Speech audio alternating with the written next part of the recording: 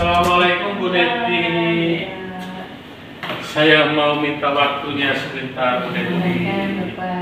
Gimana kabarnya Bu Neti?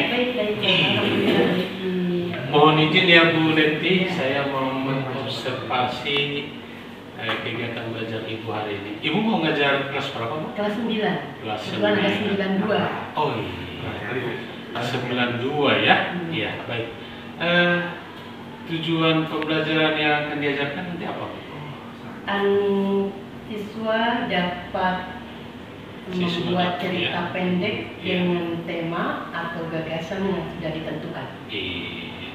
Jadi siswa dapat membuat cerita pendek sesuai dengan tema atau gagasan yang ditentukan. Baik Bu. Lalu area pengembangan yang hendak dicapai apa Bu? Yang pertama diharapkan bahwa kesadaran diri pada siswa itu ada ketika diberikan tanggung jawab untuk membuat. Iya, kesadaran diri ya. Iya. Kemudian yang kedua tentunya adalah kesadaran sosial atau empati terhadap teman. Ketika dia akan menulis, dia bisa bekerja sama, berkolaborasi dengan teman sehingga punya empati ketika temannya tidak mampu melakukan. Baik. Yang ketiga Bu? Pengambilan keputusan. Ketika siswa sudah kelar, siswa bisa bertanggung jawab dan dia bisa untuk bertanggung jawab bisa maju ke depan, itu merupakan salah satu keputusan untuk bisa bertanggung jawab terhadap dirinya ya apa yang sudah dijelaskan. Pengambilan keputusan yang bertanggung jawab ya. Lalu ada lagi? Ada. Yang keempat itu kesadaran. Sekarang jarang sekali siswa memiliki kesadaran kalau tidak dimotivasi. Dengan adanya tugas seperti ini, mereka langsung maju ke depan itu membangun kesadaran diri. Baik. Lalu berikutnya nanti Ibu menggunakan strategi apa? Cara belajar siswa aktif. Jadi siswa berusaha untuk digali agar dia bisa aktif untuk pembelajaran yang saya berikan. Itu yang pertama. Yang kedua tentunya ceramah dan tanya jawab. Kan tidak akan mungkin segala sesuatu pembelajaran dimulai tidak menggunakan ceramah, tetapi di dalamnya ditekankan adalah siswa. Berarti terlihat nanti situasi kelas aktif ya. Baik, kalau melihat dari penjelasan Ibu, ini sudah sangat lengkap, sudah siap untuk mengajar. Ya baik, mudah-mudahan sukses ya. Amin. Tercapai dengan tujuan. Terima kasih Bu. Terima kasih Pak. Saya nanti duduk di belakang ya Bu ya. Baik.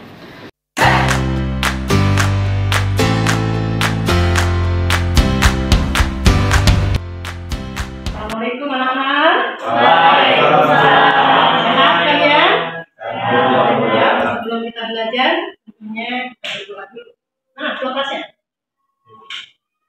Sebelum kita mulai pelajaran, marilah kita berdoa dengan hatinya masing-masing.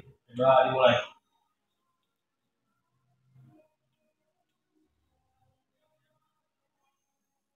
Doa selesai. Memberi salam. Assalamualaikum warahmatullahi wabarakatuh. Waalaikumsalam warahmatullahi wabarakatuh. Gimana Ibu? Sehat semua? Sehat. Alhamdulillah. Tentunya belajar itu harus menyenangkan. Karena kalau belajar tidak menyenangkan, apapun yang diberikan oleh guru, model seperti apapun tidak akan sampai ke dalam otakmu. Oke ya nak? Apapun itu menyenangkan belajar. Belajar itu bukan menjadi beban kalian, ya. Kenapa? Karena kalian adalah generasi penerus yang tentunya harus betul-betul kalian camkan. Ini adalah tolak ukur kalian di SMP ini jenjang berikutnya. Nah, hari ini tujuan pembelajaran kita yaitu tentang cerita pendek. Masih ingat kan di kelas 7 dan 8 sudah dimulai cerita pendek. Pembelajaran hari ini adalah tentang cerita pendek. Tujuannya bahwa kalian dapat menulis cerita pendek. Dipahami? Jadi tujuan pertama adalah cerita pendek. Nah, Ibu hari ini sehat? Untuk pembelajaran pertama kita, mari sebelum kita belajar kita tepang dulu. Materi hari ini kita berikut. Masih ingat bahwa minggu lalu kita sudah belajar tentang cerita. Cerita itu beragam bentuknya. Bentuk cerita itu bisa dilalui dengan jenis karangan. Kembali ke dalam jenis karangan, tentu sampai kepada cerita pendek. Di kelas 7 dan 8 mungkin kalian sudah pernah belajar bagaimana merangkum menjadi satu cerita di dalam pembelajaran cerita pendek. Dalam cerita pendek itu tentu di dalamnya ada faktor intrinsik kita. Masih ingat apa saja di dalamnya faktor intrinsik itu yang membangun cerita pendek? Kalian apa? Hah? Jadi, satu, kalau kita mau membuat sebuah cerita, tentunya di dalam cerita itu harus ada. Harus ada? Harus ada? Kalau kita mau mulai cerita, yang harus kita tentukan dulu apa dulu nak? Tentukan? Tentukan dong temanmu. Ya. Harus ada tema. Itu tema masuk ke dalam unsur intrinsik. Jadi dalam unsur intrinsik itu ada tema. Kira-kira kan tema dengan judul sama nggak? Beda. Apa bedanya?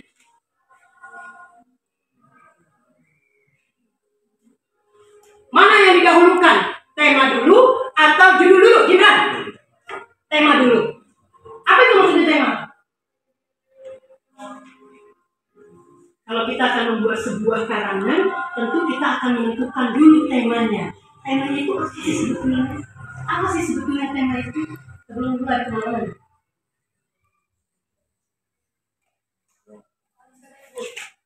Mana? Konsep. Dan lagi? Bagus? Konsep. Tema itu konsep. Apa lagi? Tema sama dengan?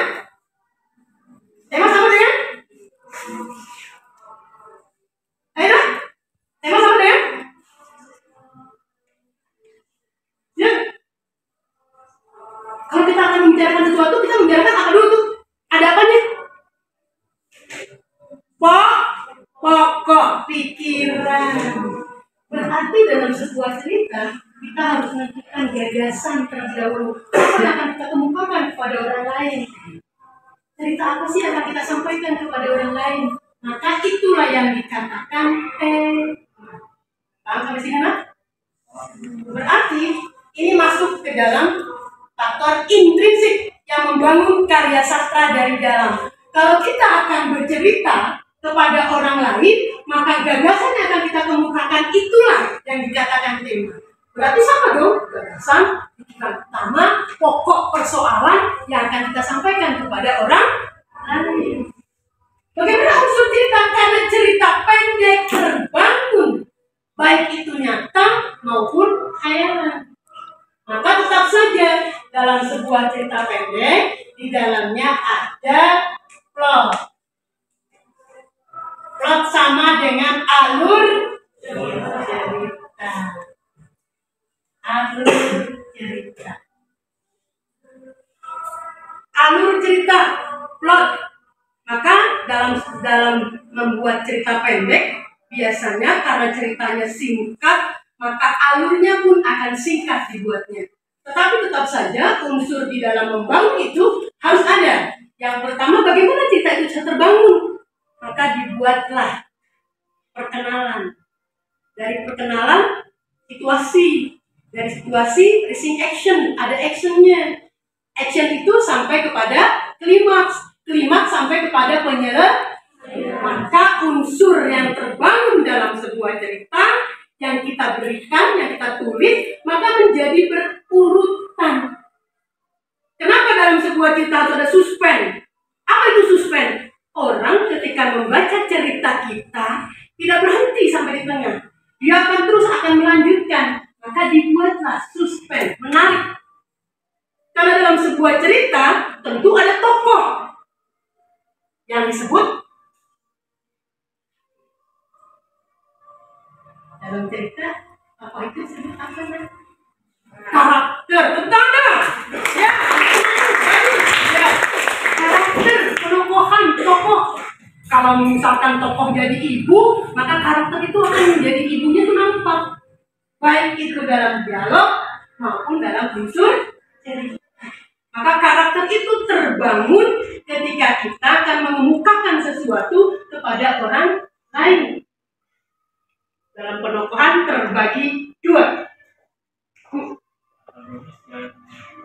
antagonis dan protagonis. Berarti selain tema, plot, lalu ada penokohan. Penokohan terbagi dua. Ada apa? Ada antagonis, ada protagonis. Perannya, peran jahatkah, peran baikkah? Tapi ada juga yang ketiga. Apa yang ketiga? Sebagai penengah disebut, masih ingat? Tirtagonis. Jadi ada antagonis, ada protagonis, ada tirtagonis. Ini loh nak yang akan membangun sebuah cerita. Ada tema, ada plot, ada penokohan, lalu berikutnya ada latar. Latar sama dengan setting. Entah itu latar suasana, entah itu latar tempat, entah itu latar keadaan. Maka dibuatlah dalam sebuah cerita situasi. Situasi itu membangun sehingga cerita itu begitu hidupnya. Dari mana kita itu bisa hidup? Dari gaya bahasa. Gaya bahasa siapa? Pengarang. Biasanya gaya bahasa itu selalu ada dalam cerita pendek dan puisi. Akhirnya peluit pun dibunyikan.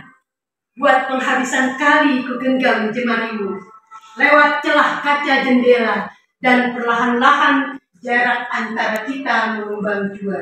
Dan tinggallah rel-rel peron menggigil di angin senja. Gaya bahasa apa? Halo, anak ibu. Gaya bahasa apa? Dan tinggallah rel-rel peron menggigil di angin senja. Jangan takut, berarti bukan Sumanto yang makan orang. Ayo. Dan tinggallah rel-rel peron menggigil di angin senja. Gaya bahasa apa nak? Personifikasi. Tepuk tangan dong buat temanku. Apa itu personifikasi? Seolah hidup rel-rel peron menggigil di angin. Yang biasa menggigil Gibran. Bukannya rel. Gitu ya? Kalau gigil gak Gibran? Nggak suka. Kalau ketemu gadis cantik kamu gigil.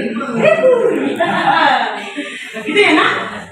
Nah ini berarti untuk menghidupkan suasana dalam sebuah cerita, boleh dong menggunakan gaya bahasa, boleh dong menggunakan pencitraan sehingga orang lain betul-betul merasakan, maka di dalamnya jenis karangan itu masuk. Tidak bisa berdiri sendiri. Ada di dalamnya deskripsi. Apa itu deskripsinya? Jenis karangan. Tunggu, berapa nak? Tarin, Pak, berapa? Jenis karangan.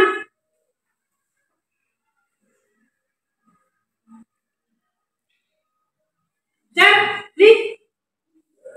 Jenis karangan. Aduh anak ibu nih, kelas 7, 8, 9, mana tuh? Lah. Masa dari sekarang nggak paham? Ya, aduh. Kalau kita mau bercerita di dalam ada unsur? Ada unsur?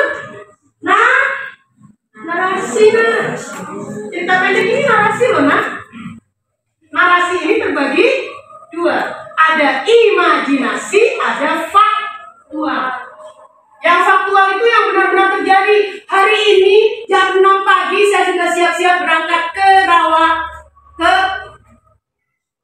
Ragunan. Di sana saya menjumpai teman saya. Ya teman, di Ragunan? Enggak. Fakta itu. Jam 6, kelihatannya. Tetapi ketika imajinasi itu berkembang, maka ini akan menjadi sebuah cerita. Dimulai dari mana? Jenis karangan. Jadi cerita pendek itu juga jenis karangan, bentuknya narasi. Bisa faktual bu? Bisa. Karena karangan itu yang benar-benar terjadi juga ada. Yang faktual sesuai imajinasi juga ada. Maka dalam cerita pendek, karangan itu bentuknya adalah imajinasi. Boleh dong kalau imajinasi menggunakan unsur bahasa, pencitraan, boleh. Pagi ini tepat jam 5 subuh, kubuka jendela. Harum semerbak, semilir masuk ke dalam ruangan itu.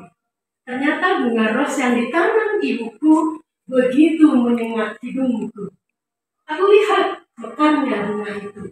Dan diterang apa? Aku mencium aroma itu. Maka bentuknya adalah citraan. Kau sudah mencium citraan apa? Citraan apa, nak? Penciuman. Ketika melihat bunga yang ditanam, boleh nggak cinta itu begitu? Maka imajinasi orang ketika kita membuat cerita pendek, dia akan berkembang secara tidak langsung.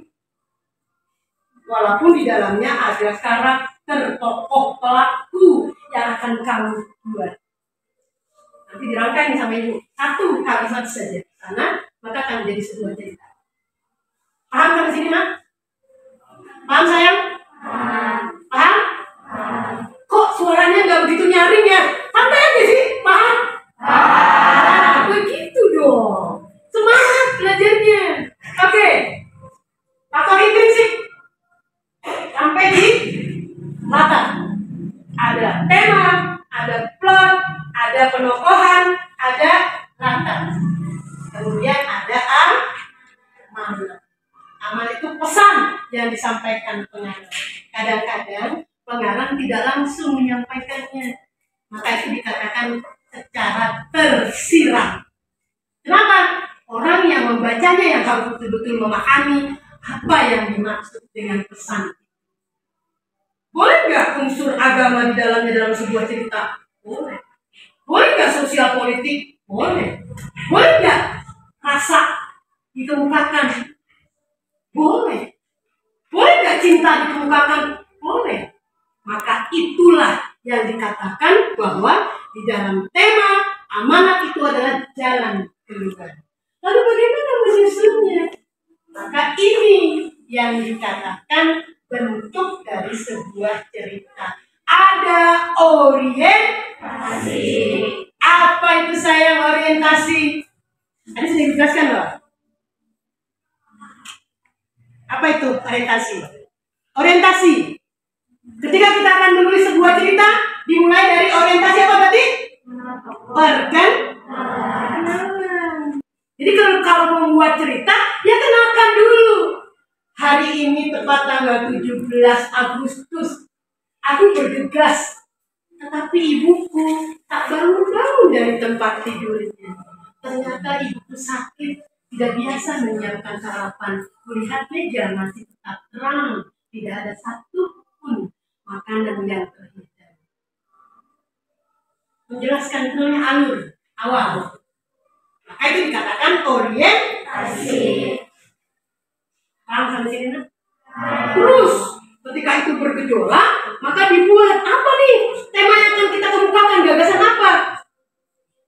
Kembali kepada gagasan awal ketika kita akan membuat sebuah cerita.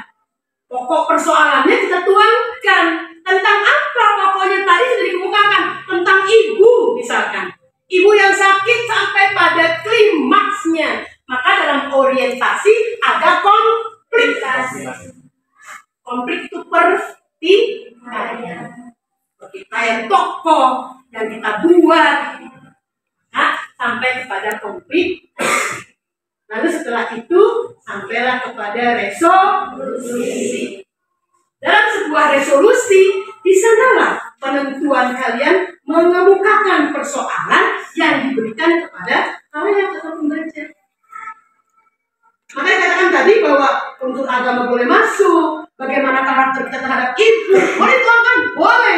Bagaimana kita manusia terhadap ibu, hormat terhadap ibu. Kalau misalkan temanya tadi tentang ibu, maka unsur-unsur di luar dari faktor intrinsik ini disebut faktor ekstrinsik.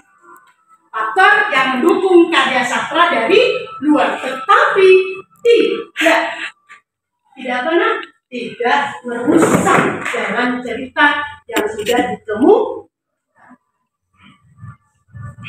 Paham? Berarti ada faktor ekstrinsik harus. Mana kira-kira gagasan yang akan kita kemukakan kepada orang lain? Maka disinilah faktor ekstrinsiknya. Sehingga nanti ketemu kepada koda. Neng, belakang. Apa itu koda saya? Berpikir dulu, jangan dari kepala.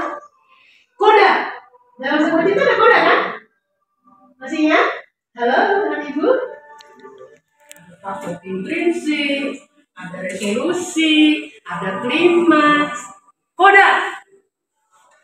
Apa itu koda? Terakhir itu di koda adanya. Pesan. Amanah. Paham? Oh, ternyata amanah yang akan diberikan kita kepada pembaca bahwa kita harus betul-betul menghormati orang tua. Tak nyaman ketika ibu kita sakit, yang biasanya terhidang di atas meja, tak nampak lagi. Itu salah satu. Kalau kalian akan membuat sebuah cerita, sehingga karakter-karakter itu akan nampak dari ceritamu. Tidak masalah, tidak merusak dalam cerita, tidak. Itu pesan. Jadi ada di dalamnya juga faktor ekstrinsik dalam membuat cerita pendek. Paham sampai sini anak ibu? Paham? Sekarang ibu minta kesimpulan. Apa itu yang dimaksud dengan faktor ekstrinsik?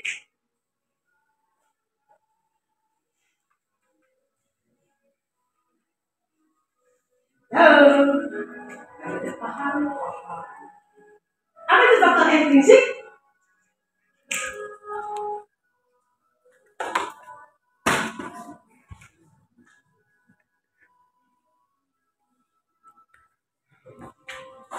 Sudah panjang lebar nih.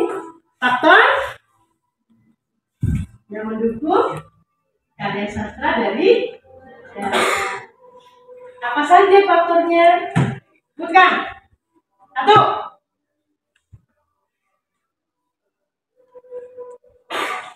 Udah jelas nih. Gibran. Gibran mau kata ibu aja sih. Nah. Faktor intrinsik. Satu. Ada tema. Dua. Ada plot. Tiga. Siapa yang mau bantu? Tema. Plot. Apa lagi ya? Satu orang. Ayo jangan kayak bebek. Satu orang. Saya bu. Belajar saya bu. Ayo. Penokohan. Apa lagi? Latar. Aman. Jadi ada berapa nak? Ada? Satu, ulang.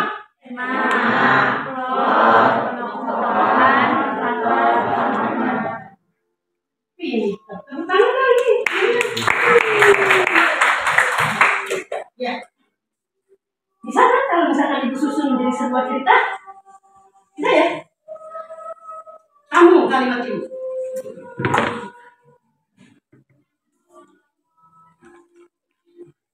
Bisa siap nak? Nyambung kalimat ibu? Yuk kita mulai ya. Siap ya? Pagi ini terasa memuakkan hatiku ketika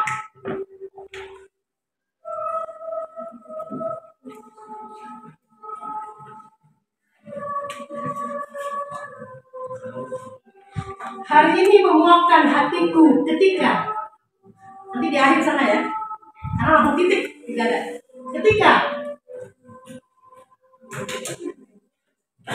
Ketika siapa yang nyambung? Hari ini memuakkan hatiku ketika siapa yang nyambung? Bebas ungkapkan rasamu. Ketika saya bangun di pagi hari, berarti bangunnya siang ya nak ya. Hari ini memuakkan hatiku ketika saya bangun di pagi hari. Ketika saya bangun di pagi hari.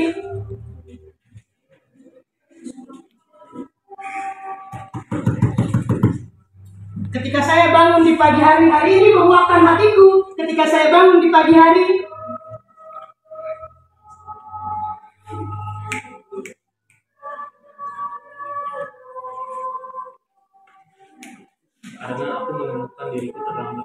karena aku menemukan diriku terlambat ke sekolah. Berarti muaknya karena terlambat. Gampang apa susah sih membuat cerita? Lumayan. Jadi itulah yang dikatakan unsur. Ada nggak di dalamnya? Ketika pagi hari hatiku memuakkan. Pencitraan apa di dalamnya? Rasa. Rasa? Jangan dong. Itu sudah. Jadi sudah menggambarkan itu. Ya, jadi penguraiannya seperti itu. Nah, ketika kita akan membuat sebuah cerita, kemukakan apa yang ada dalam hatimu, tidak usah ragu. Berbahasa yang berpanjang-panjang. Maka perlu dibuatnya dari mulai pagi tidur sampai pulang ke sekolah. Seminggu kamu buka lagi, kamu bisa tersenyum. Itu unsur memulai dalam menulis. Nah, jadi belajar bahasa Indonesia bukan hanya pandai berbicara, tapi juga pandai menulis. Karena konsepnya adalah belajar bahasa bisa menulis dan bisa membaca. Dari mana caranya membaca sehingga kosakata bertambah? Maka banyak membaca. Jadi bukan hanya slogan membaca, membuka jendela dunia. Bukan itu, tapi ada prakteknya di dalam. Paham sampai sini, anak ibu? Ada yang tanyakan? Monggo silakan bertanya, bebas. Kalau tidak ada, berarti sudah siap untuk membuat sebuah cerita pendek 1 paragraf saja. Saya kasih waktu 15 menit, bacakan ke depan 1 orang. Mulai dari sekarang, kalau tidak ada yang bertanya. Oke? Ya, mulai dari sekarang. 15 menit, 1 paragraf.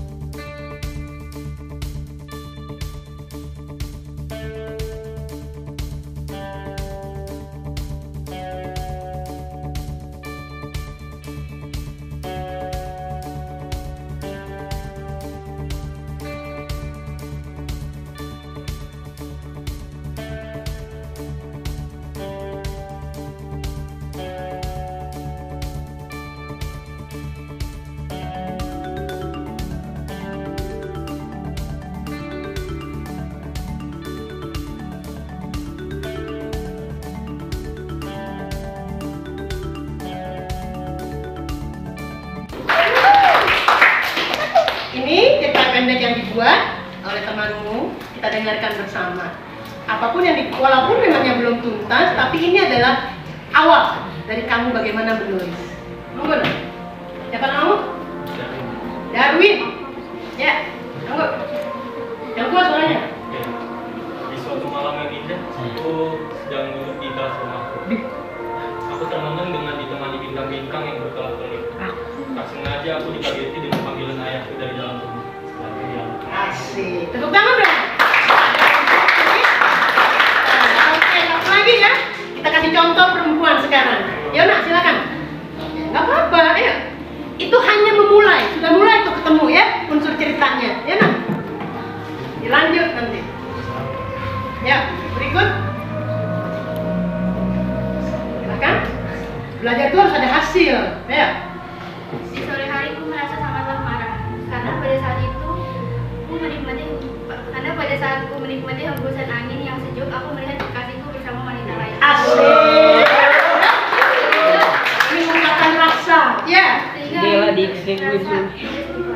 Oke, ya silakan teman-teman. Jadi apa yang sudah ibu sampaikan betul-betul kalian cerna dan kalian pahami. Lanjutkan terus menulis, karena menulis itu adalah salah satu tonggak sejarahmu dalam kehidupanmu. Bahwa dengan menulis maka orang bisa melihat karya kita. Gitu ya, Ibu akhiri hari ini. Tepuk tangan sebelum Ibu akhiri. Assalamualaikum warahmatullahi wabarakatuh. Sampai jumpa berikutnya.